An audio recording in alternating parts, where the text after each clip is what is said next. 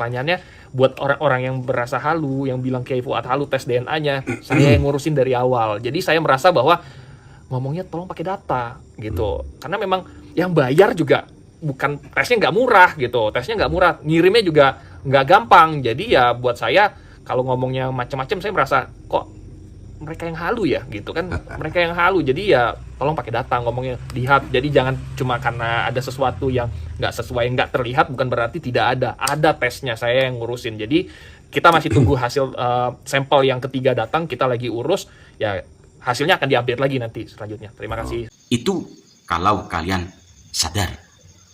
Kalau kalian tidak sadar, maka walaupun sudah ada hasil tes DNA Gus Fuad Blaret, kalian akan tetap menggorengnya, kalian akan tetap membuat narasi dengan narasi-narasi yang tidak bisa dipertanggungjawabkan, dengan narasi-narasi yang tidak sesuai dengan data. Assalamualaikum warahmatullahi wabarakatuh. Alhamdulillahirabbil alamin wa bihi nasta'inu ala umuri dunya waddin. Wassalatu wassalamu ala asyrafil anbiya wal mursalin sayyidina Muhammadin wa ala alihi wa sahbihi ajmain, amma ba'd. Para sahabat dimanapun Anda berada, pernah panjenengan semua mendengar hasil sementara tes DNA Kiai Haji Fuad Riyadi, atau yang biasa kita sapa Gus Fuad Blaret. Menurut hasil tes DNA terakhir beliau yang langsung disampaikan oleh putra beliau, bahwa masih ada kendala tentang tes DNA Kiai Haji Fuad Riyadi.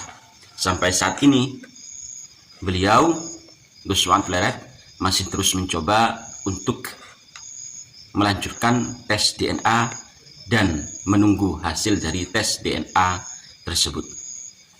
Namun, walaupun hal yang demikian ini sesuai dengan data dan ada bukti nyata bahwa memang benar-benar Gus Fuad Blaret ini tes DNA, namun masih ada kendala tentang hasil tes DNA-nya. Bagi pihak-pihak yang membenci Gus Fuad Blaret, bagi pihak-pihak pro Ba'alawi, ini masih terus menggoreng tentang hasil tes DNA Gus Fuad Blaret dengan macam-macam narasi. Namun itu tidak masalah, bagi Gus Fuad Blaret juga tidak masalah. Bagi putra beliau hanya menyampaikan kalau berbicara harus dengan data, kalau berbicara harus dengan fakta, jangan asal berbicara. Karena mengurus tes DNA itu tidak mudah, mengurus tes DNA itu tidak murah. Para sahabat santri, bagi mereka yang membenci Gus Fuad Blaret, bagi mereka yang pro Ba'alawi, terus menggoreng hasil dari tes DNA Gus Fuad Blaret yang memang masih tertunda karena adanya sebuah masalah. Dan itu bisa kita pahami ketika memang jeli melihat video dari channel Gus Fuad Blaret sendiri.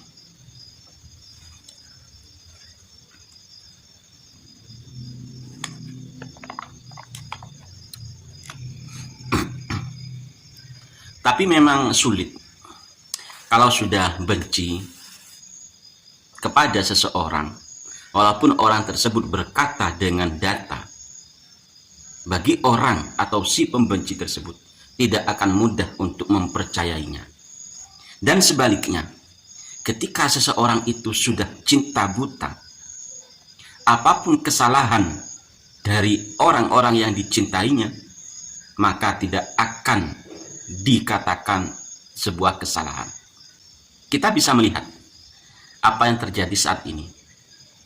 Ketika Gus Fuad Blaret tes DNA,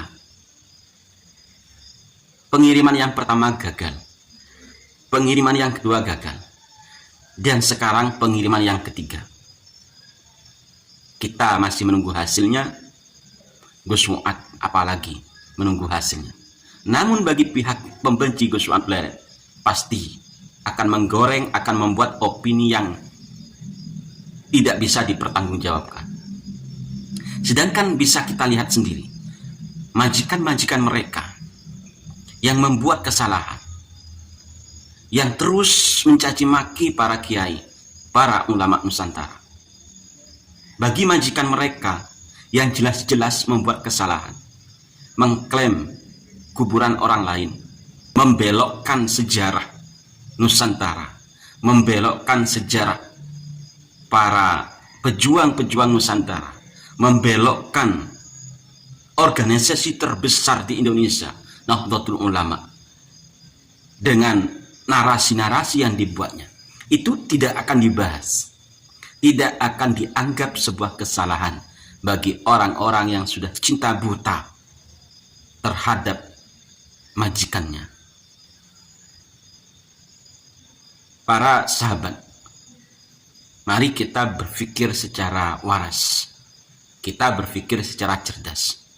Kita bisa menilai, kita bisa memilih, bahkan kita bisa memilah dari kajian-kajian yang selama ini kita bahas, yang berada di titik benar dan yang berada di titik salah.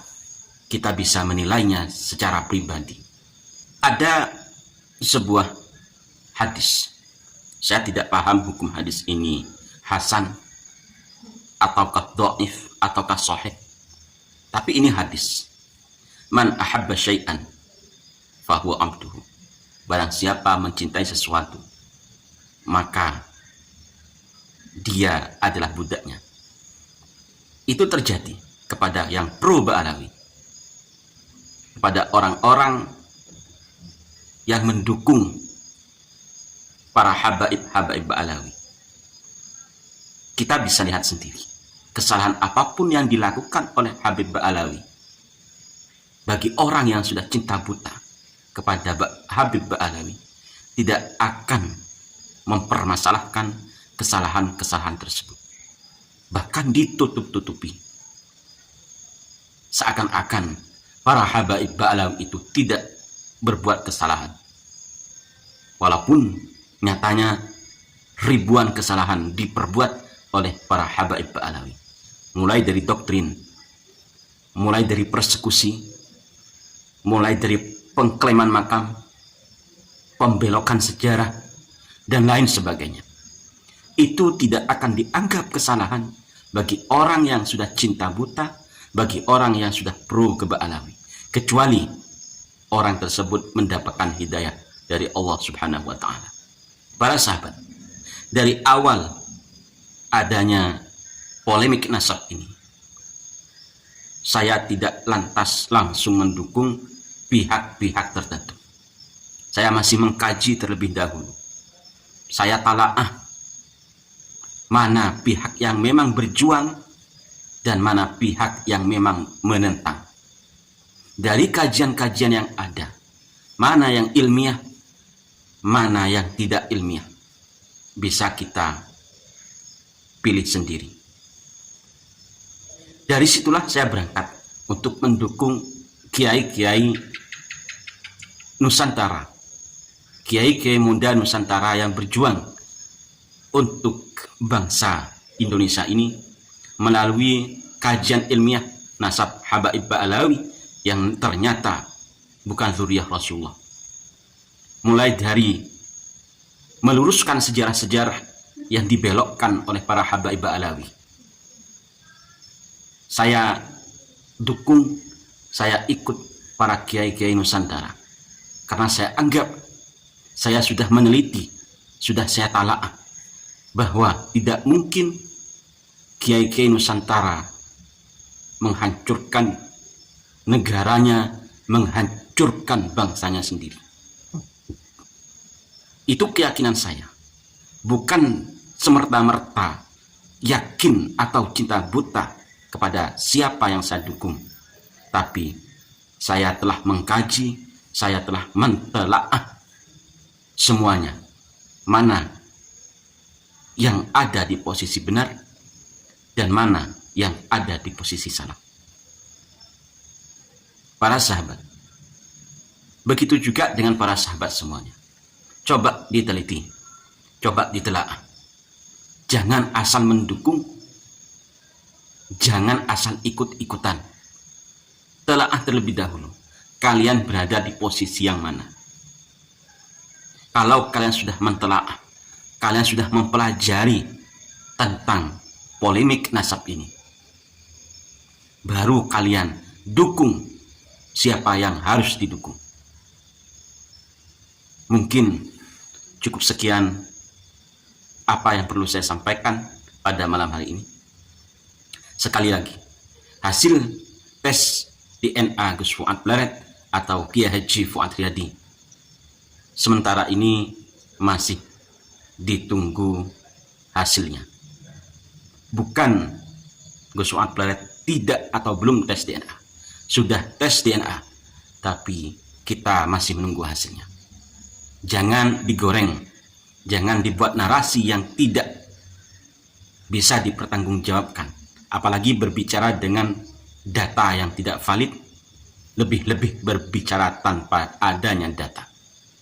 Ketika nanti hasilnya sudah ada, hasilnya dipublikasikan, dan nyata-nyata bahwa Gus Fuad Blaret memang zuriyah Wali Songo, maka kalian harus meminta maaf kepada Gus Fuad Blaret. Itu kalau kalian sadar. Kalau kalian tidak sadar, maka walaupun sudah ada hasil tes DNA Gus Fuad Blaret, kalian akan tetap menggorengnya, kalian akan tetap membuat narasi dengan narasi-narasi yang tidak bisa dipertanggungjawabkan, dengan narasi-narasi yang tidak sesuai dengan data. Assalamualaikum warahmatullahi wabarakatuh.